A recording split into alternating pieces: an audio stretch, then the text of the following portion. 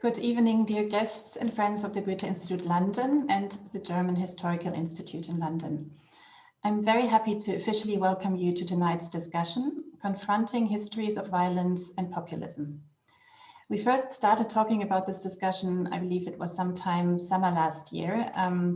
The German Historical Institute informed us about a planned summer lecture series.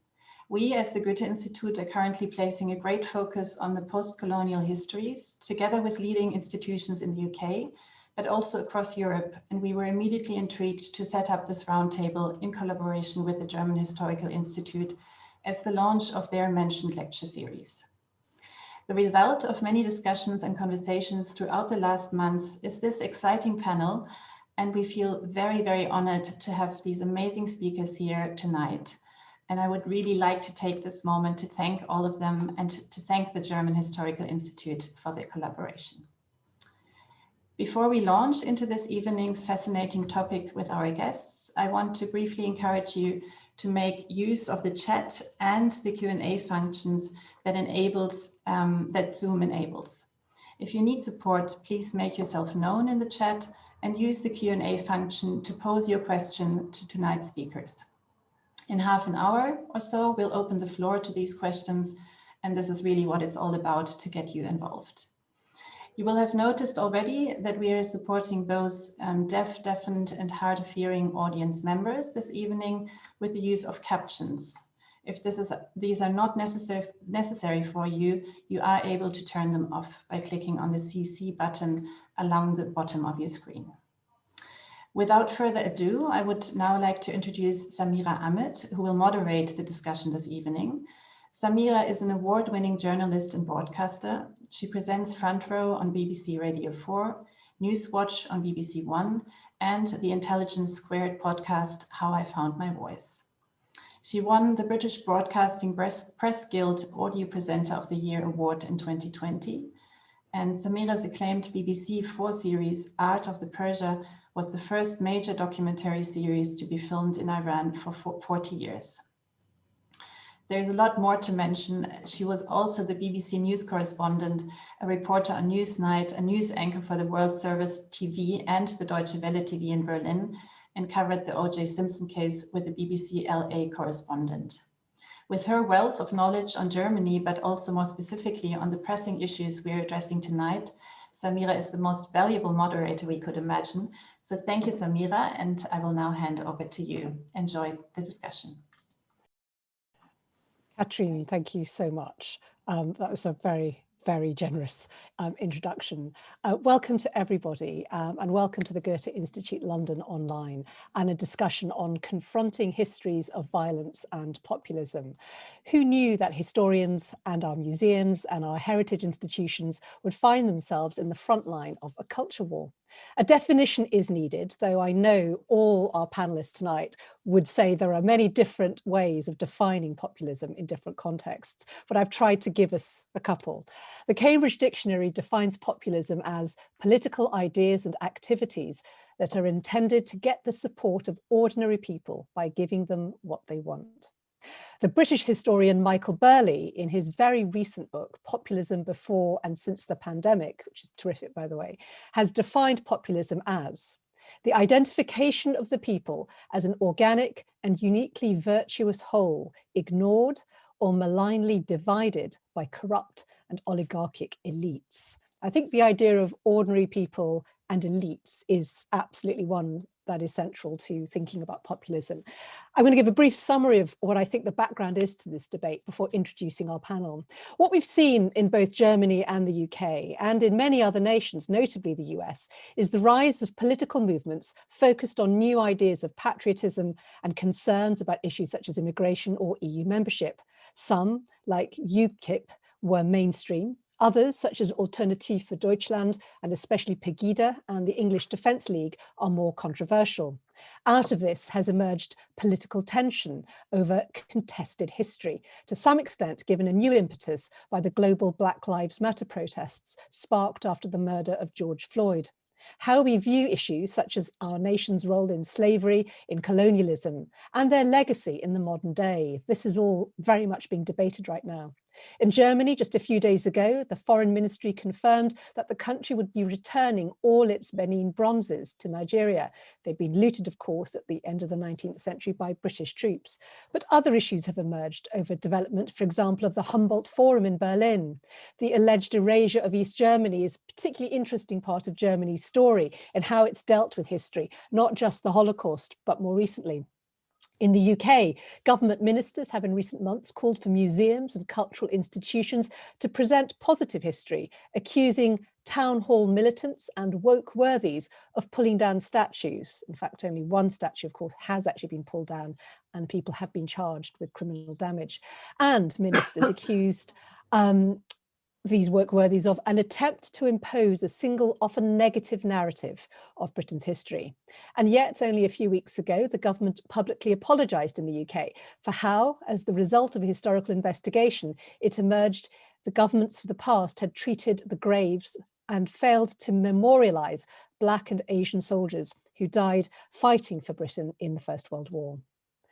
Now, an idea to throw at you before we begin. There's long been an idea thrown around that Germany somehow established a clear and mostly honest reckoning with its Nazi past. Britain, by contrast, it's been said, has tended to present a positive story about wartime victory and a peaceful transition from empire to a happy Commonwealth. I think it's fair to say that neither version is quite right. In fact, 23 years ago, I remember my editor at Deutsche Welle TV telling me that the Germans didn't have a problem with empire, unlike you Brits. So that's the background to this conversation with four very eminent thinkers and historians. We have just under an hour for the discussion. If you want to start submitting questions, can I recommend you use the Q&A, not the general chat, but use the general chat just to be able to share thoughts and as we're going through. And I'll try and pick out some of the questions and put them to our panelists. So let me introduce them. Professor Coryn Fowler is director of the history and writing project called Colonial Countryside, National Trust Houses Reinterpreted, and also co-edited the National Trust report on its houses' connection to the British Empire. You may have noticed her mentioned in some news headlines in recent months, and I know she'll talk about that. Philosopher Susan Nyman, Professor Susan Nyman, is director of the Einstein Forum and the author of Learning from the Germans. She was born in Atlanta, Georgia, but has lived and worked in Berlin for many years. So a really interesting view on the American and the German experience in particular. Professor Michael Rothberg is a professor of English and comparative literature and chair of Holocaust studies at UCLA and joins us from LA. Welcome to you. And Dr. Mark Terkesidis is a writer, author of a book, most recent book about contested memory and German colonialism. Welcome to you all. Absolutely thrilled to have such a panel. And I'm conscious that for those of you out there joining us from all over the world, hopefully, there may be those of you who have a very strong knowledge of German history, those of you who may not so much. I'm not going to attempt in this hour to go into detail about everything, but I wanted to ask each of my guests, from your point of view, working in issues around history, around memorialization, and very aware of the changing political debates around them, how does it look to you in terms of what are the biggest stories right now that are coming up in your field of work? And how concerned at all are you in terms of the role of populism and politicians in maybe creating tension there? Who wants to go first?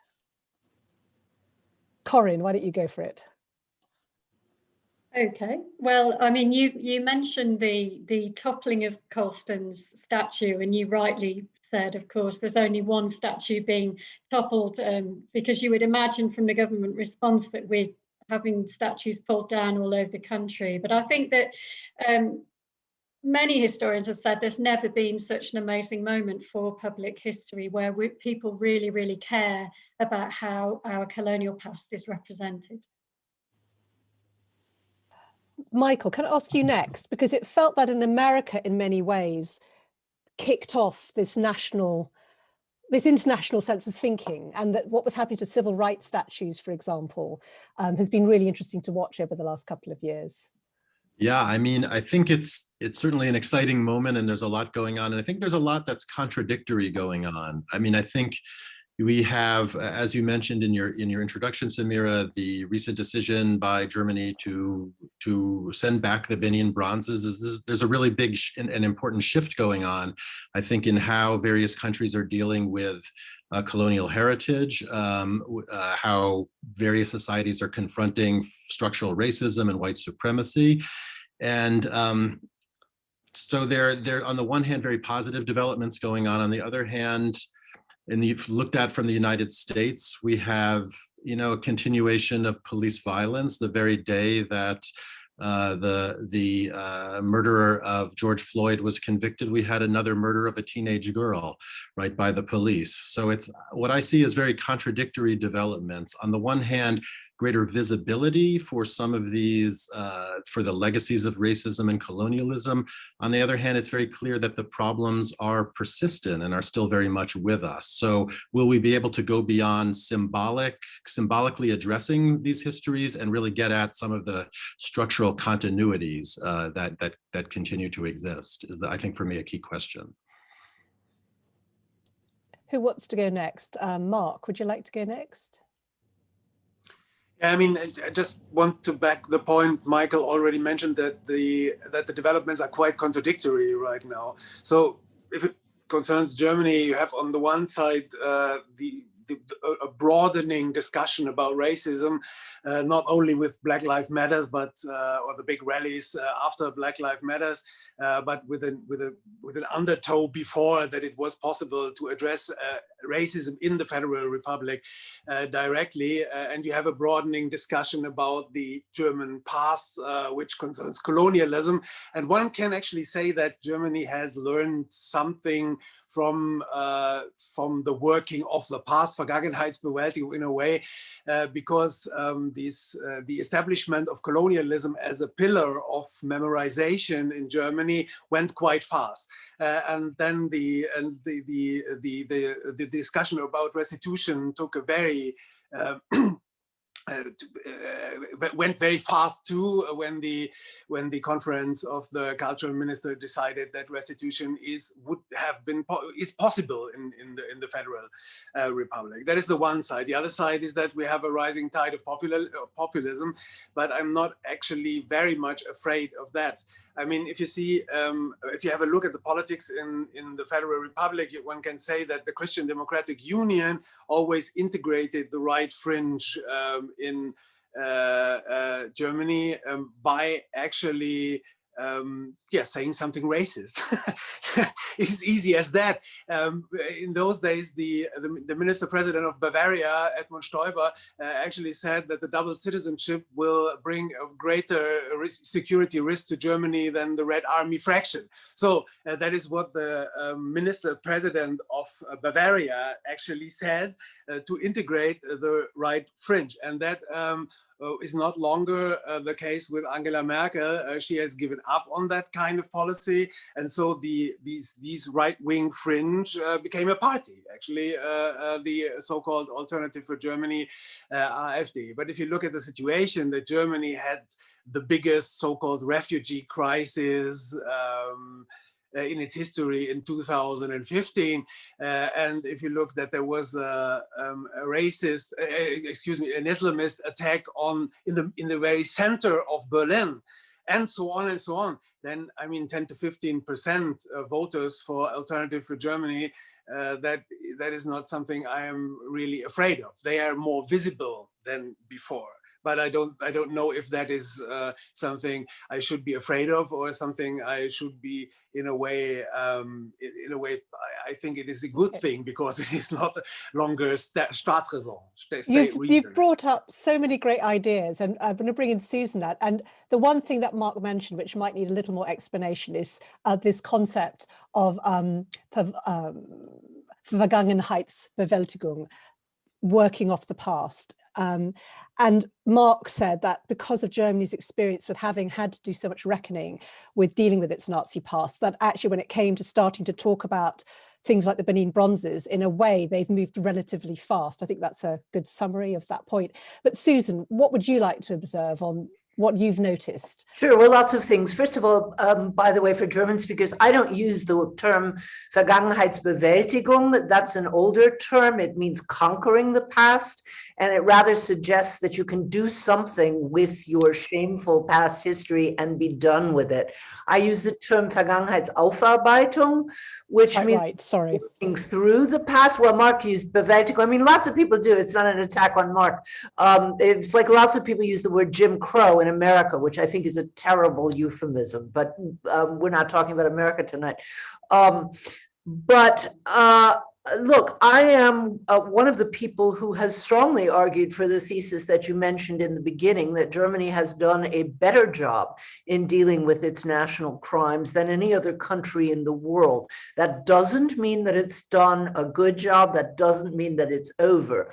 But it does mean that unlike any, well, here's the first really important thing, I think, for non-Germans to know, that it's a dirty little secret that you have to work fairly hard to get at, which is that for about the first 40 years after the war, West Germans saw themselves as victims, not as perpetrators. In fact, they saw themselves as the worst victims of the war.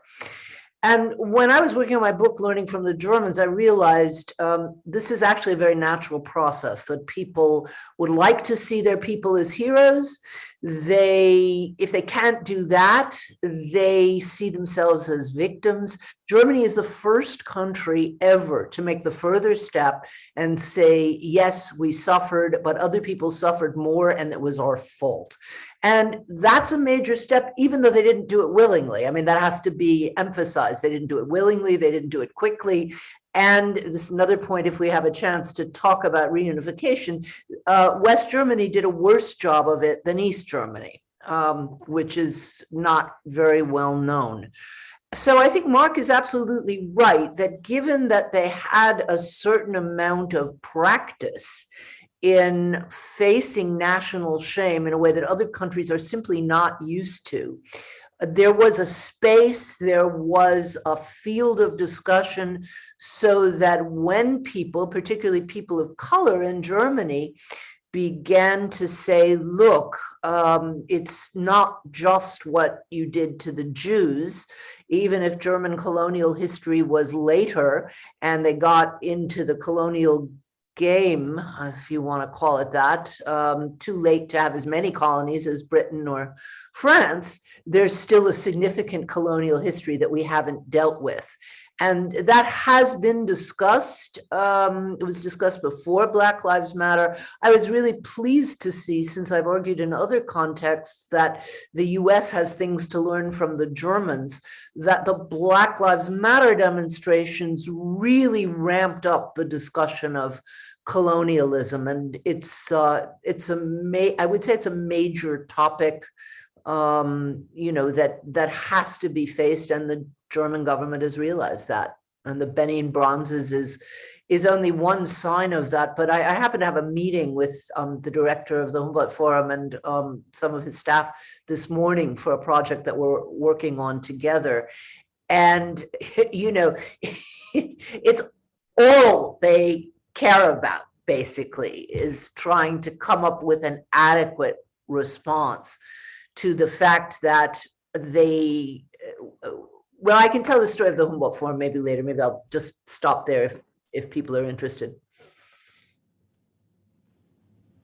You're muted. I'll come back to that quite soon. I wanted to ask Coryn, could you just briefly tell us about your experience with your national trust research? Because the British experience it's relatively recent that historians in television documentaries and in books and within institutions have started to look at what's the slavery connection behind a lot of these places. And it's prompted a discussion, particularly in Britain, focused on slavery.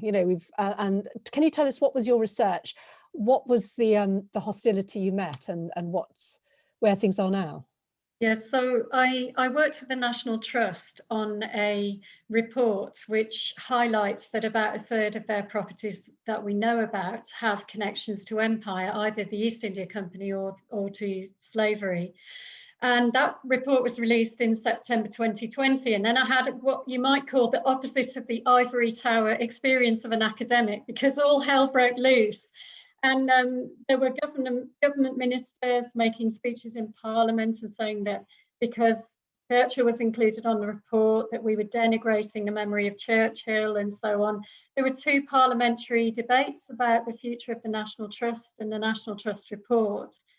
And then the newspapers really kind of piled in on this whole discussion. And in about 6 months, there have been about 150 really hostile newspaper articles. Well, first of all, about the National Trust, for sort of daring to produce such a report in the first place. Then they attacked increasingly myself as an academic and the colonial countryside historians. So they said we were politically motivated. They said we were unpatriotic, and there was no right of reply to these newspaper articles. So even though they were reporting very inaccurately, obviously people were then infuriated when they read the articles, and that sent a whole load of threats and hate mail in our direction. So we've been at the sharp end of populism and also extremism, I would say. So I would characterize, just in summary, it was a really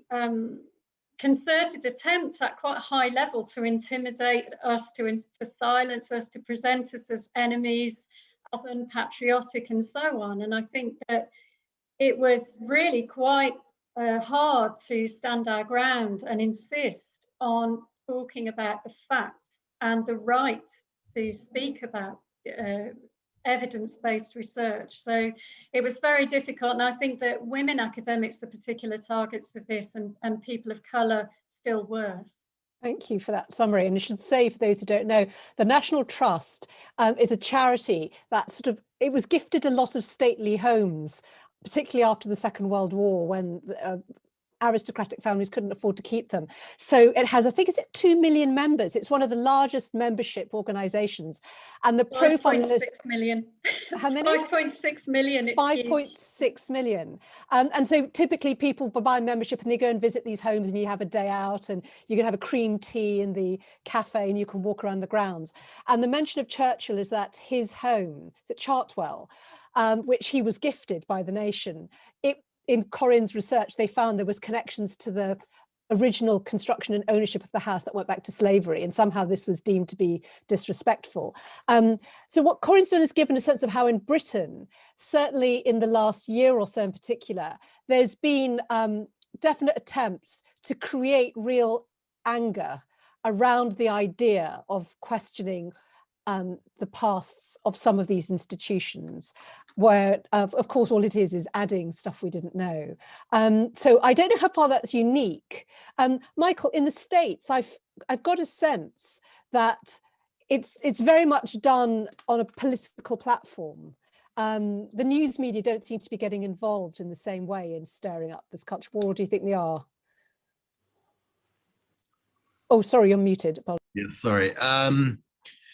Yeah, I don't know that we've had quite the same kind of dynamic that Coryn just described, though I recognize it a little bit from Germany, where in a much smaller way, I've found that my own ideas have been very much distorted in the kind of press journalistic responses that I've seen there. People who are not actually reading the books that they're responding to, who are accusing you of things that you've never done. And I know Susan has had a lot of exciting issues similar to this. So there is in some ways very hostile kind of response going on. In the US, I don't think we have quite the same thing. No, I think it's more mobilized from a kind of grassroots political level, and also to a certain extent party political level. Susan, could I get you gave us so many tantalizing hints at where we could go.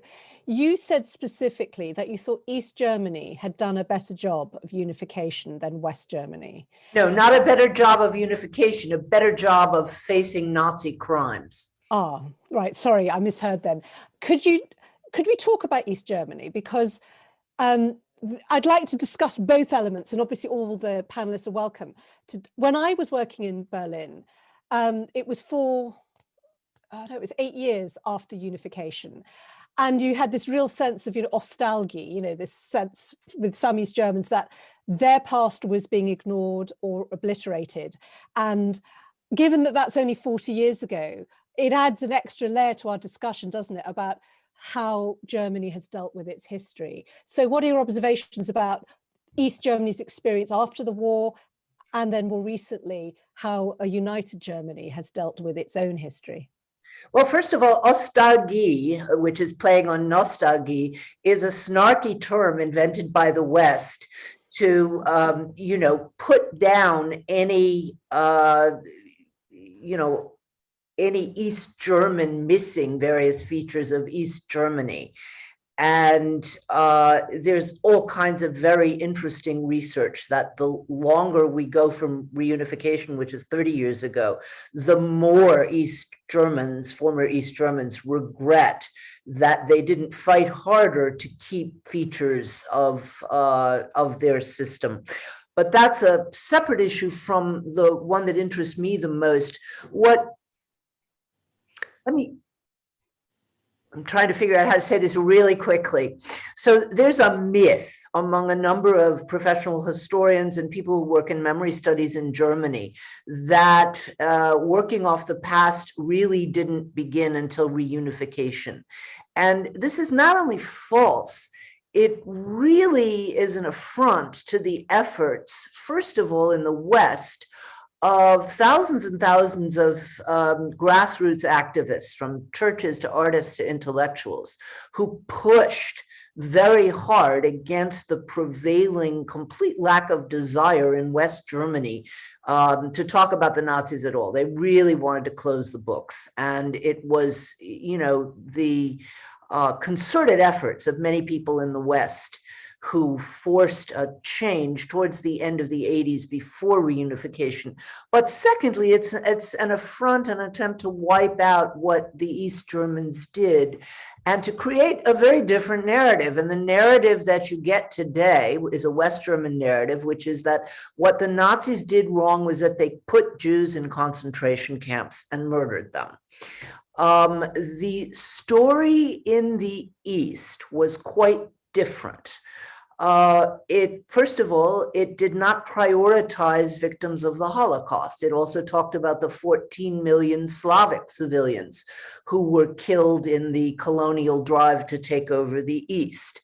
It talked about racism as a general term of which anti-Semitism was a part. This is a view that I happen to hold. It's now extremely controversial. Michael has been ripped up in major German newspapers, as have I, for saying interesting.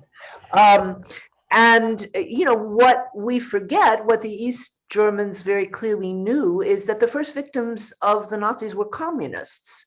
We all know this very famous statement of the pastor Martin Niemöller. First they came for the communists and nobody was there, and then they came for the social democrats. But the truth is, Yeah, I'm conscious of time as well, Susan. Sorry, it's because I want to bring in Mark. But did you want to make your other point as well? Well, let me just say that this is not to say that East Germany did everything perfectly either. They also instrumentalized their anti-fascism. But the one message that the Nazis were criminals and defeating them was a good thing was a message that you could hear on one side of Germany and not on the other. And I really believe that in erasing that, it's made it harder to confront other forms of racism and confront the colonial past because it's been very, very focused on crimes against Jews. Interesting. Mark. I mean, I just want to add something to what Susan said. I mean, the most interesting thing about the Vergangenheitsbewältigung, I don't think that it is actually conquering of the past, but Bewältigung means something like negotiation. The most interesting aspect of that is the process in which civil society protested the dealing with the past in the official language. So, I mean, it was the Allied forces who put Germany in a position to reflect upon its past. But after that, it was the civil society. After that, it was the students who said, did you forget about Nazism? My parents, what did they do in the Nazi times? And the Nazis were actually there. I mean, I recollect that I went to rallies in the early 80s with the peace movement, and there were these old guys standing at the side of the streets, and they were looking at us and telling us, okay, they forgot to put you in the gas chamber. So that was in the early 80s, when you dared to go to a demonstration, which was not in accordance to their idea of society. So they were still there. So the civil society actually did the Vergangenheitsbewältigung. They protested, the students protested, the alternative scene protested. It was the history workshops on a local level, which actually found out about who was incriminated by Nazism and so on. And if you look at the universities, the process of thinking about all that came very late. So 80% of the historians in Germany, they were actually incriminated. 40% of them were champions of National Socialism, and they were in their positions after Second World War. And when did they start the discussion? In 1998, they talked for the first time at the annual meeting of the historians about their profession and National Socialism. So it was a process. It was a whole process. And now this process of civil society talking about the past is one which is actually renewed by this discussion about colonialism. And that is the thing I found interesting about Germany. One thing, I don't know who said that, but there was this discussion about the Holocaust Memorial in the very center of Berlin. And one observer said that I found very nice. It is the most interesting thing about the Holocaust Memorial is this kind of discussion about the Holocaust Memorial and about every little aspect of the Holocaust Memorial. And this discussion is the thing which is very important for a society. I think the struggle is very important for a society. Michael. Yeah, I just wanted to come in and add to that. I think those are really important points, and I'm very much on the same page with Susan and Mark on I think a lot of these questions. I think something did shift though after unification, which was that grassroots energy that Mark was just referring to, and that Susan also referred to, became kind of monumentalized and incorporated into the state. Yeah. And I think something really significant happened starting at that moment. And I think that there's been a kind of freezing, a kind of reification, we'd say in a slightly academic way, of this Holocaust memory. And even though I agree so much with Susan that this is an achievement that really no other country can point to in terms of confronting its own past, certain problems have started to emerge in the last 20 years. A certain fixed notion of German identity, which is in very, very much still an ethnic notion of German identity, which I think is very strong. A certain fixed notion of Jews as victims, as the ones who died in the Holocaust, and therefore are very difficult. I think that this contemporary German society has difficulty perceiving the diversity of actual living Jews, the political as well as cultural and religious diversity. And so with this kind of monumentalized Holocaust memory has come simplified understandings of perpetrators and victims. And I think that's starting to have dangerous effects in the way we talk about various forms of racism that still exist today. Even as I agree that there has been a kind of stimulation of the discussion of colonialism that has also come out of that memory of the Holocaust. And I think that's also very important. I want to stay on this issue, Michael, about how in a much multicultural set of societies, things like the Holocaust and dealing with colonialism are being dealt with. Could you just add a line or two? You said that there was something very disturbing that had been emerging in the last 20 years. Yeah, I think for a long time, people with a migrant background, as it's said in Germany, racialized immigrants in Germany, were considered completely outside of this story, right? The story of the Holocaust of Germans and Jews had nothing to do with them. At a certain point, it started to become a necessary component of being German, right? So in order to be German, you had to remember the Holocaust. And migrants and racialized minorities started to be brought into that conversation. But at the same time as they were being required to remember the Holocaust, they were also being told, this is not your history, right? And pushed away. And so it creates this kind of double bind, I think, for people in minoritized positions within Germany. And that's what I mean when I think it kind of reconfirms a certain ethnic German identity. We are the ones who are responsible. We are the ones who need to remember. The rest of you, this is not really your history. You can't really be German because you did not participate in this, or your ancestors did not participate in this. I got the sense that was changing now, Mark, that I'd seen research, in fact, the Goethe Institute sent me, of interviews with young migrants who very much, have engaged with the story of the Nazi past. I don't know, what's your view on this? Because Michael's kind of hinting at this concept of kind of contested histories or competing histories. Yeah, right? just to be clear, I'm not saying that migrants haven't or don't engage with the history. I think they do. I'm saying there's a problem with the recognition of that. Sure. Engagement. Sorry, important to clarify that. Thank you, Michael. Who wants to respond? Mark, sorry, go ahead. And then Coryn. Well, it's hard to speak for the population with a migrant background in the Federal Republic. So I mean, they're very different. They come from different origins. They are very different in their ideas of the past and so on. I mean, basically, it is taught in school. It is talked about in school. It is discussed in school. And I just think Michael is absolutely right about this double bind, but more and more the diversity of the classes has become quite normal. And so this kind of discussion is in a way one that affects all of the pupils, because the pupils of German origin, I mean, they don't have any direct connection with the Holocaust anymore. They are young, they don't have any. So the only connection is about the privileges of Germany as a violent state, with a violent history, with an imperialist history, with a history of exploitation and so on. And this is shared by people of all origins living in Germany.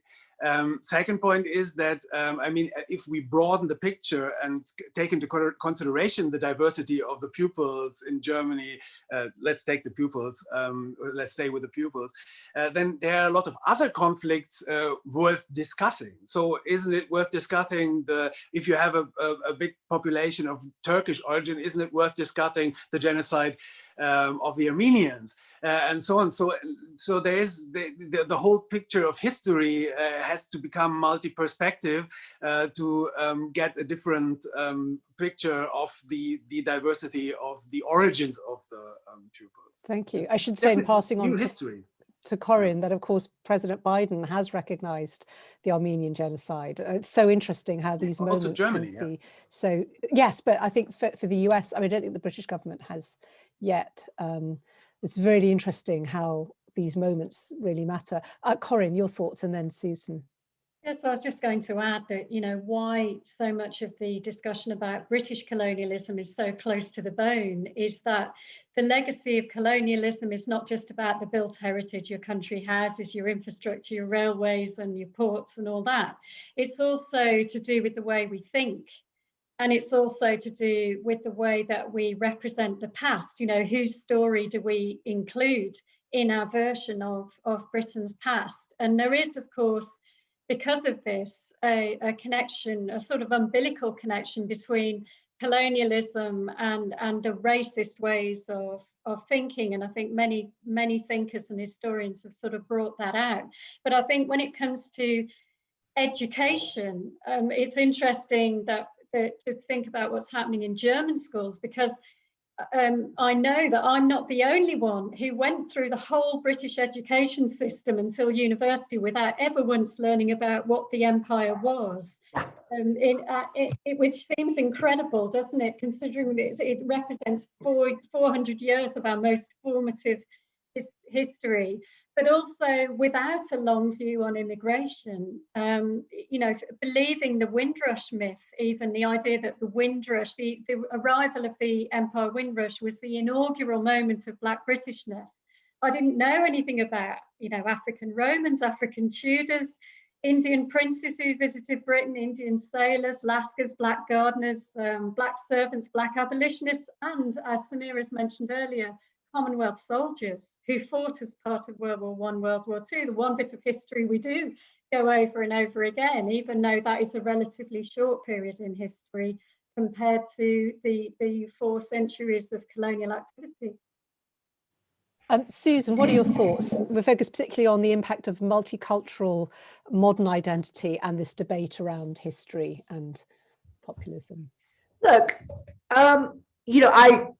what Coryn said, I don't live in Britain, but I do regularly follow a lot of the discussion, and everything that I've followed, just confirms your own experience. You're not the only person.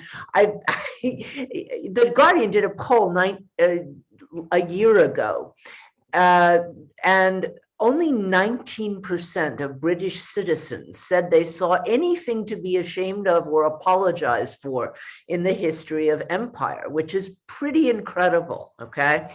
And I indeed, when I first began working on my book, Learning from the Germans, I had originally thought it was going to be divided into 3 parts, and I was going to talk about remembering the past in Germany, in the US, and in Britain, and then it just got too long, and my editor was impatient, and so I left out the British part. But the interesting thing was when I told very, very educated person that I wanted to talk about European colonialism, and I was thinking of taking on the subject of England and Ireland, which I know quite a bit about. And she looked at me and she said, "That's European imperialism." Not even want to put, British colonialism in the, chapter of, as a chapter in the history of European colonialism. That's 5 years ago. So obviously you've had an enormous movement in the last year in Britain. And, as to how this works in a multi-colonial society, look, one of the discussions that we have in, did I say multi-colonial, multicultural? I meant, sorry. One of the questions that comes up in the debates surrounding reparations for African-American slavery that comes up in the States is, my family came to the country after the Civil War. They didn't own any slaves. I'm not responsible for anything. Well, guess what? Almost all white people came to the United States after the Civil War, when all of these waves of immigration started. And nevertheless, it seems to me that if you sign on to become a citizen and you enjoy certain privileges of citizenship wherever you are, you also take over certain responsibilities. Exactly what those responsibilities are is a question for negotiation, and should be decided locally, it seems to me. But I don't buy the idea that your ancestors had to, I don't know, fight at the Battle of Hastings or come over on the Mayflower or whatever it was, in order to have a responsibility towards the country that you're a citizen of. There are some really good questions in the chat, so I'm going to go to these now. Right, this is someone called Alasdair Campbell. If there is a worrying development with institutions like Goethe Institute and the British Council in that they could be accused of soft colonial power. Alasdair says he works with both organisations in the arts across culture, and there is more and more interference from government about what these institutions' focus should be. In the UK, British Council are more and more being involved with the trade developments that Brexit has removed. So money's being focused on countries that the UK government needs to develop trade with, in his view. He thinks it's complicated but worrying. From all your different perspectives, do you think there is an issue with cultural institutions being leaned on by governments to sort of do a trade-focused remit? So I can only speak for Germany and not for the British Council. Yes, the Goethe Institute is funded by the Foreign Office, but to call it soft colonialism is I think, at least in the case of the Goethe Institute, really a problem and a sort of knee-jerk response to contemporary, wanting to be more, more Catholic than the Pope, except in a different sense. The Goethe Institute really spends a lot of time thinking very carefully about what kinds of programs it wants to subsidize, what kinds of message it wants to broadcast to the rest of the world, how to work with oppositional members of government. So I've got to say, full disclosure, I'm a member of the board of advisors of the Goethe Institute, but that means I do go to meetings and I hear a lot about what goes on behind the scenes, and I think they're very careful. In fact, no one, Germans, try and get a German to say they ought to export their country's culture, and you'll have a very hard time finding anyone. On the contrary, it's considered bad taste to even say anything very, very laudatory about German culture. So I don't see a problem there, but Coryn may see a very different problem. But that has something to do with the fact that these institutions were historically intertwined with soft colonialism. That was actually one of their duties in this kind of soft imperialism of Germany, for example, in southeastern Europe or in the Ottoman Empire, to make moral conquests. To bring German culture to other countries, to in a way support the economic penetration by the German economic powers. And maybe this is part of Vergangenheitsbewältigung or Aufarbeitung too, that now the institution like the Goethe Institute is quite, especially at a local level, is quite autonomous. And that is actually a good thing. Susan, I want to just move on to another question because I'm conscious of the last 10 minutes, but I think you might be able to add on what you wanted to say in response to this. Tony Walker, sorry, I thought I'd saved this question, but I hadn't. I wonder if participants have any ideas on how to break out of the culture wars with academics and activists on the one side, it seems, versus ordinary folk. I think this is all in quotation marks, who will be stirred up by the mass media coverage. Is there any mileage in, for example, getting figures with brand recognition and indeed conservative profiles, whether they're actors or musicians or whatever, who could act as sort of messengers and perhaps sort of soften the row? I think it's quite an interesting idea. Is that, what's the strategy for tackling it? Coryn, go first. Yeah, I've thought a lot about this because I've really had to, and I think that there are so many things that we can do. I mean, first of all, not patronizing people, because it takes years to come to the point where we know a lot about British colonial history, and our education system has not equipped people for accepting a lot of this information. So I think there's a degree of understanding and respect that's required. But at the same time, it's important to maintain the principle of having the respect to include the history of everyone in our account of the British past.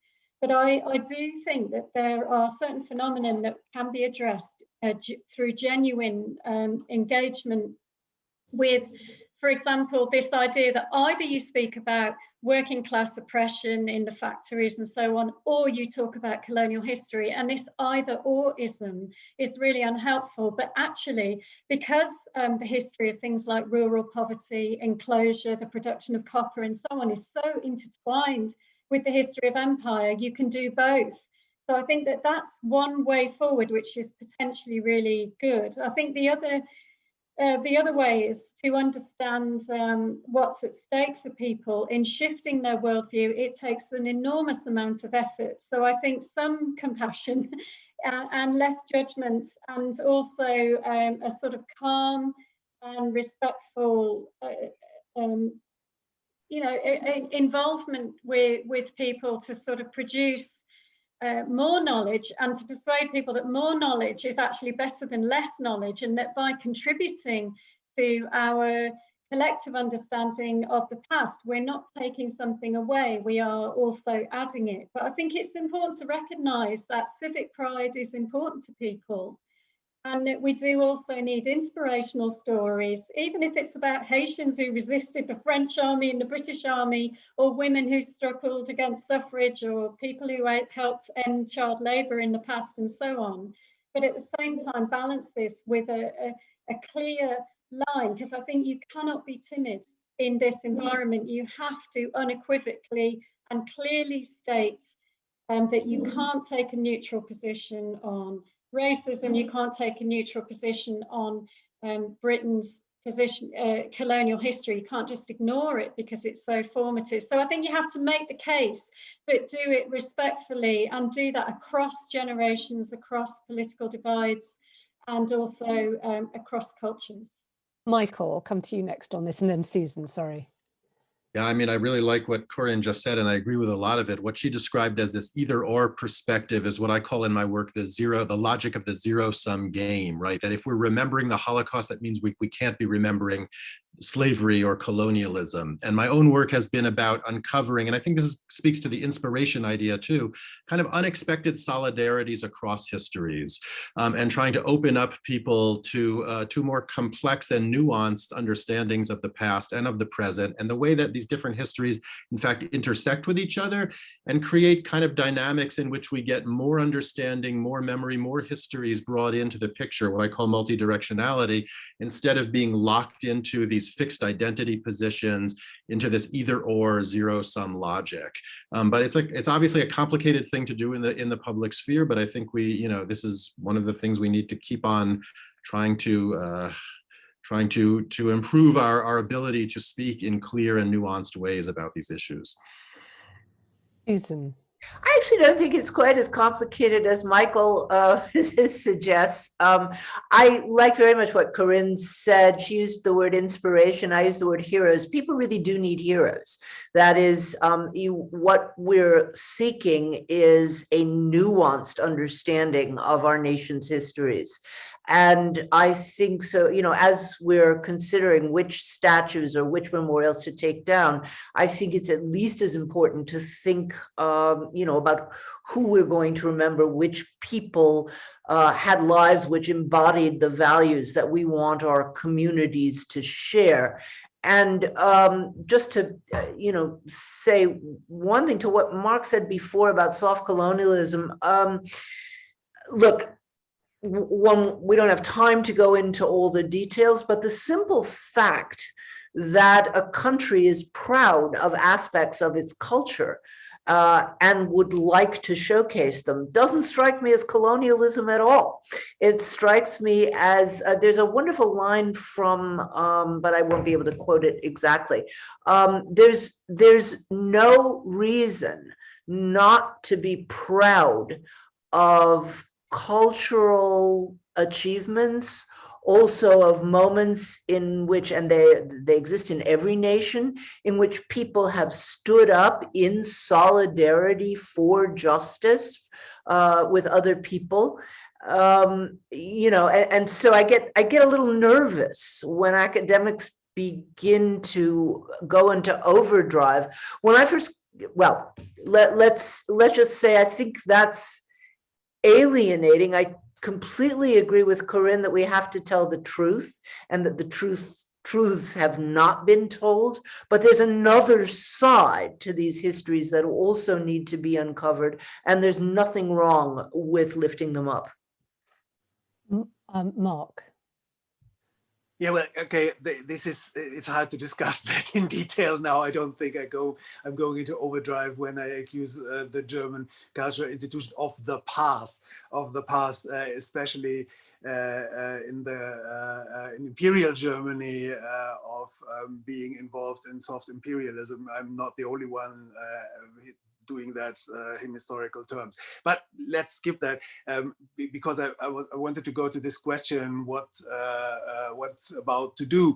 I mean, I think that media play a decisive role because they are actually very polarizing. So I'm sorry, Samira, but mass media actually really, they fuel conflicts. They want the polarization. They want the emotions of the polarization, and that has become quite a problem. That's a traditional media, social media. Okay, the polarization comes very fast also, and yet, especially now during the academic, one could really feel that that you live in a world where there's always polarization, media polarization, and I think we have to like meet in flesh. So, for example, the museums, and that is quite a discussion which is going over this point of restitution. For example, these museums could become spaces of negotiation about the past. They could become spaces of deliberation. They could become spaces where we discuss national heritage. And if we do it in the flesh, and we have a process in many museums in a country, then this polarization won't happen that fast as it happens in media. So that's just an example that I think this has to be a process in flesh and with a moderation. I've been given permission to go a few minutes over because audience are obviously still very much engaged. I want to end by bringing up an issue which Susan raised as a sort of a specific example that we could talk around. And it was the Humboldt Forum, the development in Berlin, and what it says about the state of issues around populism and contested history. I know in Britain, you know, it's very controversial, the idea of returning objects, and there has been specific criticism by politicians of museums and of certain museums and certain museum academics supposedly bringing a woke agenda. So there's a deliberate fueling of a row about what museums are for and the stories being told. So can I ask all of you, obviously those of you with the German focus, to talk about the Humboldt Forum and what would be useful in the context of this discussion to know about your views on what's going on there. Susan, do you want to go first? Well, the Humboldt Forum has a really interesting and I find deeply ironic history. That is, there was an imperial palace in the middle of Berlin, the most central place in Berlin. It was partially bombed during the war. The East German government blew it up in 1953 because they did not want to have vestiges of colonialism and imperialism, and they built instead something called the Palace of the Republic, which was a multi-purpose building that both housed the not terribly effective East German parliament, but was also a place of great cultural coming together, performances, and people celebrated their birthdays there. When, after reunification, there was a strong push to blow up the Palace of the Republic and instead to reconstruct the original palace. And it was clearly a rather reactionary thing to do. Of course, many former East Germans were very unhappy about it. But one question kept coming into the discussion. It was a long discussion. Why in the world do we need this building? Why should we build a huge building on this space? And the people interested in doing it came up with what seemed at the time in the late 90s and early aughts as a progressive thing. They said, oh, here's what we'll do. We'll take our non-European art collections, which are way out on the edge of the city, and we'll put them right in the middle in conversation with the European art collections to uplift, non-European art. And then only really quite recently did people start thinking about the fact, gosh, all of the stuff or nearly all of the stuff was looted. So I find this world historically funny that this can change so quickly from thinking this was a progressive thing to do to thinking this is a disaster. And some people think it's such a disaster that there are a group of people who have sworn never to set foot in the Humboldt Forum. But the Humboldt Forum is actually trying to do just the sort of thing that Mark is suggesting museums do. They very much want to be a space in which histories are debated and contested. And I have to say that the director of the museum has taken some quite controversial political stands. He's gone out on several limbs supporting this Weltoffenheit movement and other things. So I'm actually cautiously optimistic that they'll manage to, and giving back. Yeah. I'm cautiously optimistic that they're going in the right direction. Can I just say that is such a brilliant summary of a really bizarre situation. So thank you so much, Susan. Any other thoughts either on that or reflecting on your own national examples of the museum as this sort of strange forum for it all? Yes, Michael.